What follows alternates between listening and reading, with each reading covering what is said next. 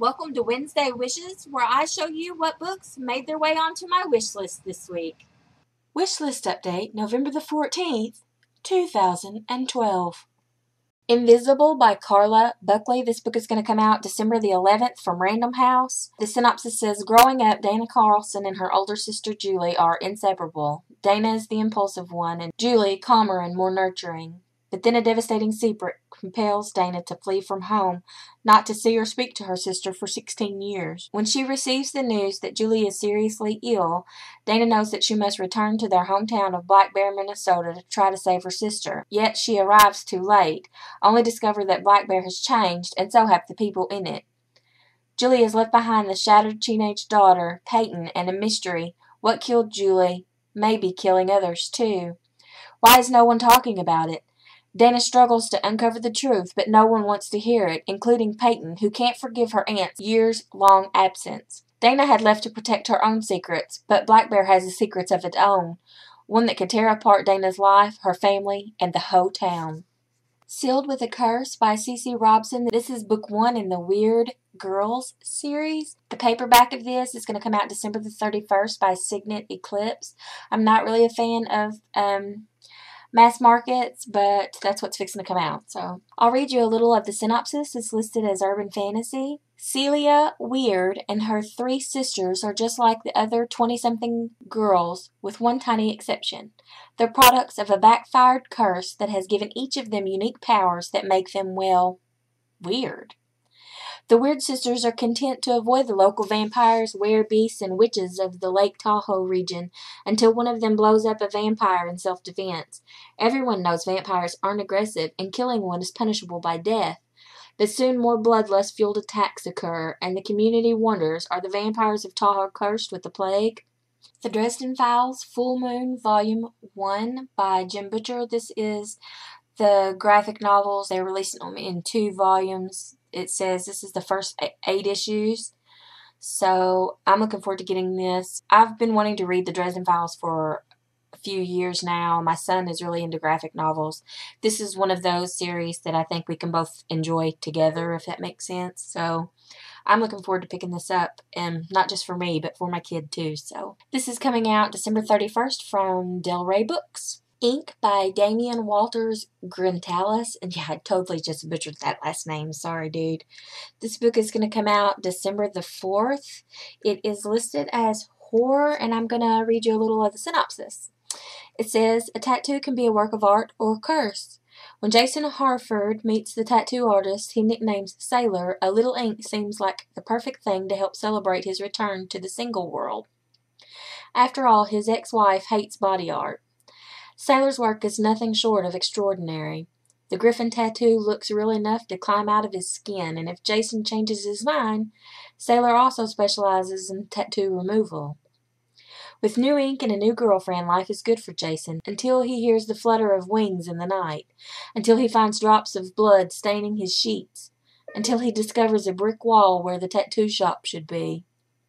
Jason hunts Sailor down and demands answers.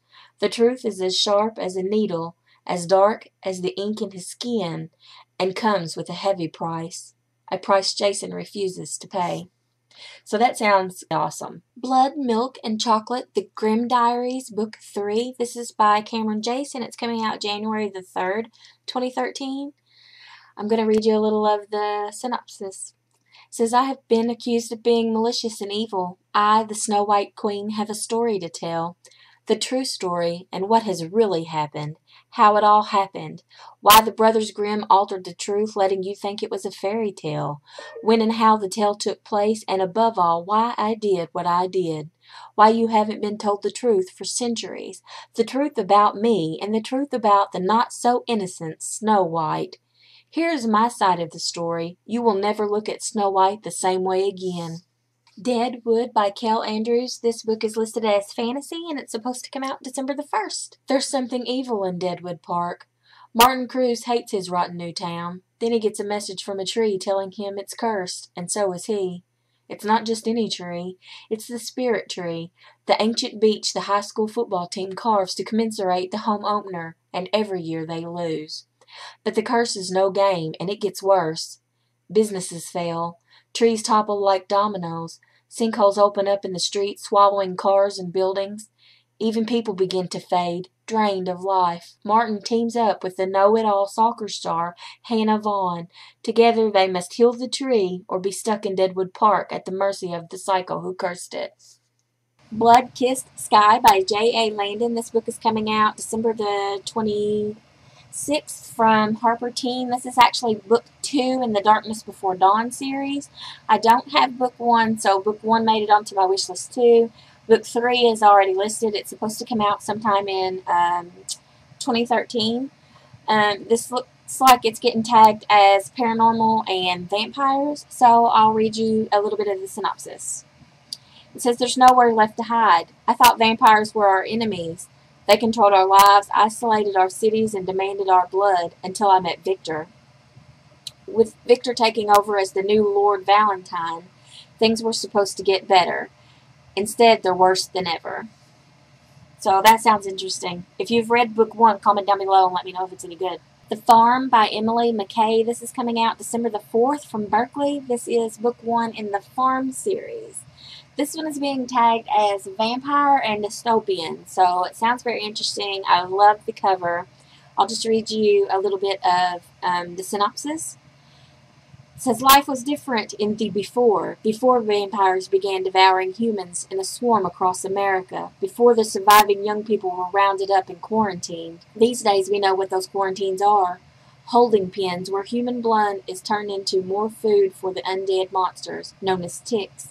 Surrounded by electrical fences, most kids try to survive the farms by turning on each other. And when trust is a thing of the past, escape is nearly impossible." The Lazarus Machine by Crilley. This is book 1 in the Tweed and Nightingale adventures. This came out November the 6th from Prometheus Books. It's listed as sci-fi, fantasy, steampunk. I'll read you just a little bit of the synopsis. An alternate 1895, a world where Charles Babbage and Ada Lovelace perfected the difference engine, where steam and the Tesla-powered computers are everywhere, where automatons, powered by human souls, venture out into the sprawling London streets, where the Ministry, a secretive government agent, seeks to control everything in the name of the Queen. It is in this claustrophobic, paranoid city that 17-year-old Sebastian Tweed and his con-man father struggle to eke out a living, but all is not well. A murderous, masked gang has moved into London, spreading terror through the criminal ranks as they take over the underworld. As the gang carves up more and more of the city, a single name comes to be uttered in fearful whispers: Professor Moriarty. Alright, you guys, that's it for me this week. I hope you found some books that maybe you hadn't heard of before and added some stuff to your wish list. If you do a wish list update post, just let me know down below. Feel free to do a video response or whatever. Yeah, thanks for watching. See ya.